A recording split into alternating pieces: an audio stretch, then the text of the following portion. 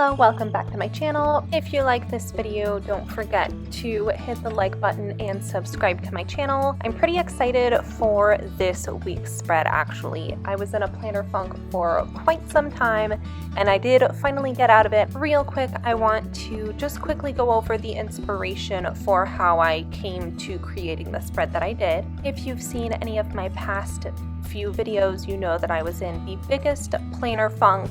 Cal sent me a couple pictures as inspiration. Her justification was that she's been enjoying the atypical colors for autumn. There were a couple issues with recreating that concept in my planner.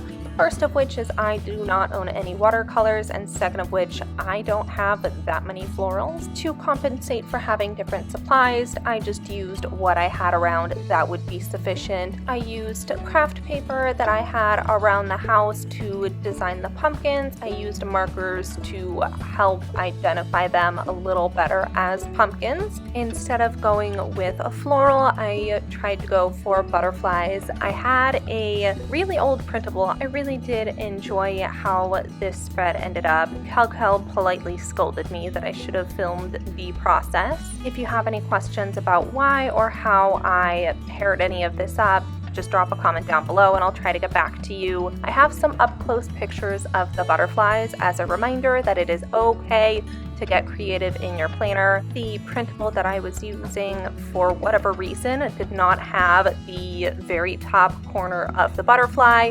So I used extras from a different part of the same exact butterfly, and I sort of awkwardly tried to line it up so that from far away, if you're not looking for the texture, you cannot tell that there's an additional 2 pieces added on top of that to complete the butterfly. I wanted to show you a similar process that's not exact. I wanted to bring in the markers again to create some pumpkins. I wanted something a little more actual Thanksgiving-y because it's Thanksgiving week that I'm working on, and I ran out of butterflies, and I again didn't want to do the florals, so I went with a doily instead that I just had stashed away and just happened to find while I was looking for arts and crafts. The first step was pulling out some markers that matched the doily and then others that are more autumn themed. Going through and I am testing what the colors look like side by side.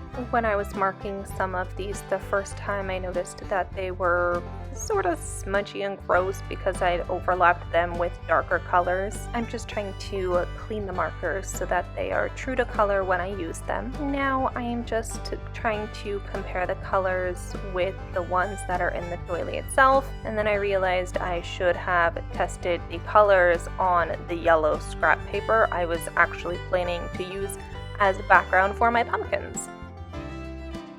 And in the couple of weeks since I did the original spread, I forgot how to draw a pumpkin. So here I am referencing the original. I typically just start with the outline of the pumpkin, and then I just go in with various colors to add some shading and dimension. I never went to school for art, so a lot of it is just sort of winging it, but it does the trick.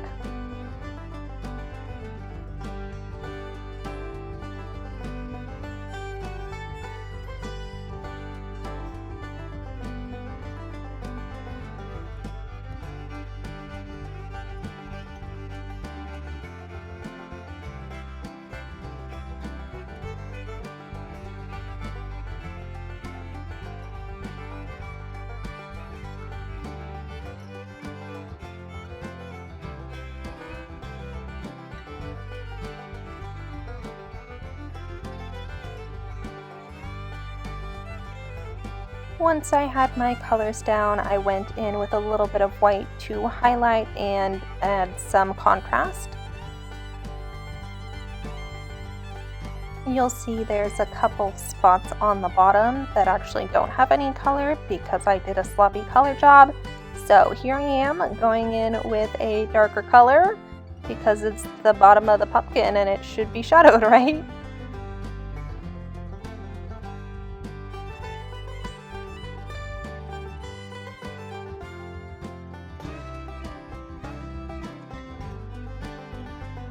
And then I didn't really know what to do, so I went in and I made a shelf almost for my pumpkin to sit on. I was going through to compare the size of this one with the pumpkin that's underneath, and it was much smaller. So instead of doing some fussy cut with scissors around the pumpkin, I went for a less precise method, and I decided to rip the paper, and that would give me essentially a bigger item to place on my page so that it fit the size that I wanted. And then my ripping was a little excessive compared to how much I had for the base, so I went through and recolored that and then proceeded on with more ripping. And then here's the size confirmation that I got close enough for what I wanted with my ripping option.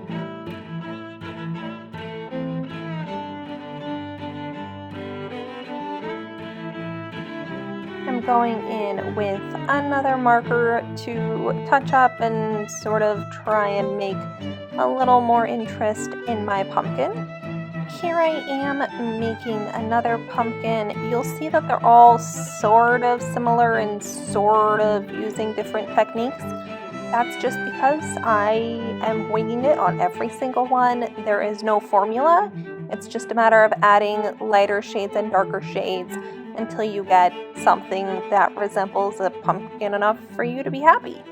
Another thing is do this on craft paper so that you can add it into your planner. If you do not like it, you do not want marker in your planner, especially if it bleeds through with the millions of coats I did with my markers. I reference back at the old spread, and I do not need a large pumpkin, so I do cut this one out, just a fussy cut with scissors.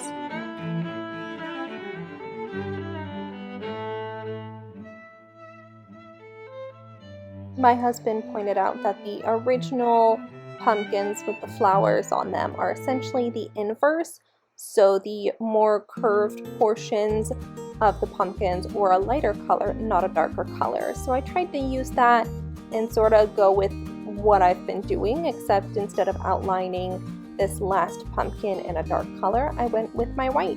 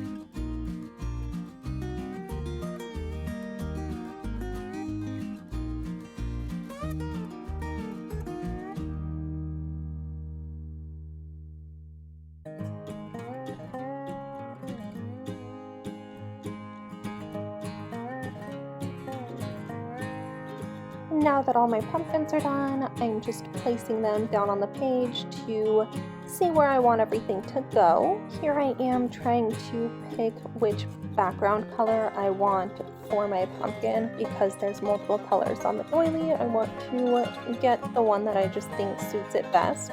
Some advice for anyone else trying to recreate this. It works, or at least I suspect it will work, a lot better if you have a smaller doily. You can see here it's pretty awkward with how giant the doily is compared to my page and the item I'm working with. I cut it in half and then I sort of fake it that it's smaller. You'll see that here in a second. I do sort of try to line it up and glue it that way.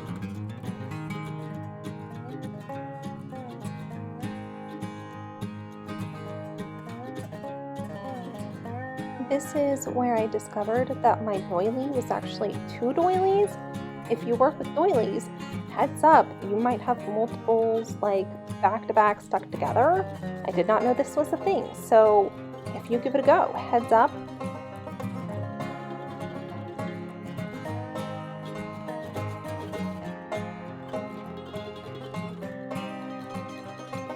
This is another point where I wish it had a smaller radius for my doily. I cut it and I try to almost overlap the two halves to make it so that the outside is a smaller curvature, and it does not work. So do not try this, it's a waste of time. Another recommendation, originally I cut very precise straight lines through my doily when I was sort of cutting sections off, and that makes it almost hard to blend in with the paper later on. So if you can follow the pattern, I would try to do that to add a little bit of variety instead of having two awkwardly harsh straight lines and then the curvature of the doily itself.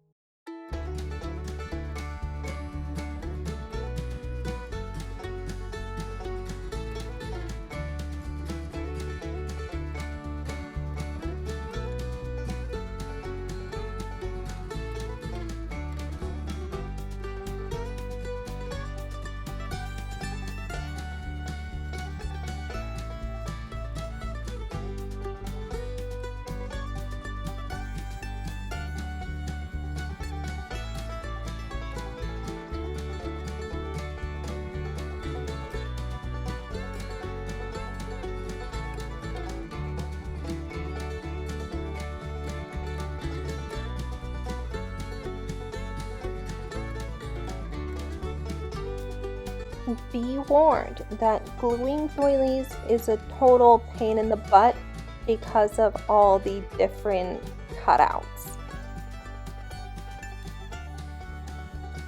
This was the only method that I could think of that was fairly reasonable with adhering doilies to the page. Normally I would consider like some roller adhesive, but with all those little cutouts, I couldn't imagine it would actually work, or it would take 5,000 hours to try and line up each of the little lines when you go to do the roller tape. It just didn't seem like a good idea. So next would be like a standard glue stick. If anyone has a better idea or you know of something that's just magic in this way, please let me know in the comments below. Now that it is stuck on my paper, I'm trying to press it in so that it actually sticks. There's also tons of excess glue that's just sitting around, and I'm trying to wipe that off so that it doesn't glue my pages together, and also just so that I don't have clumps of glue. So this is the magic spot that I was talking about earlier for overlapping my doilies to get a different radius.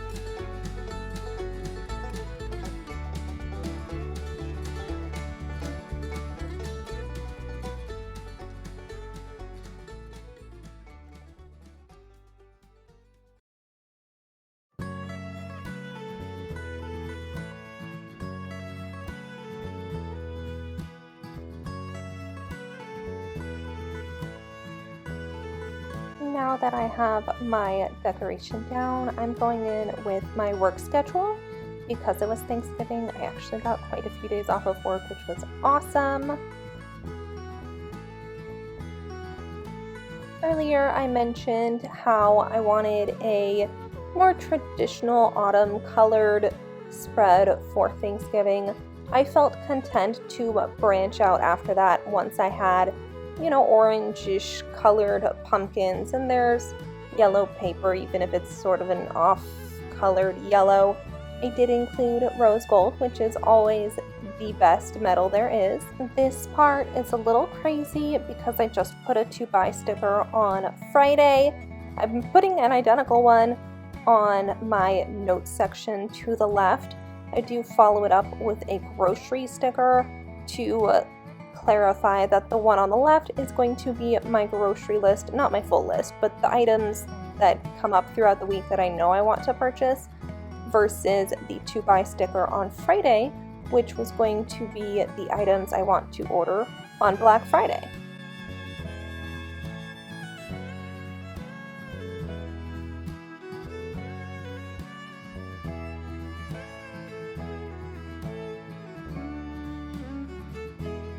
Lastly, I'm just filling in items that I want for the week. I've got the first few things I write down are from my monthly.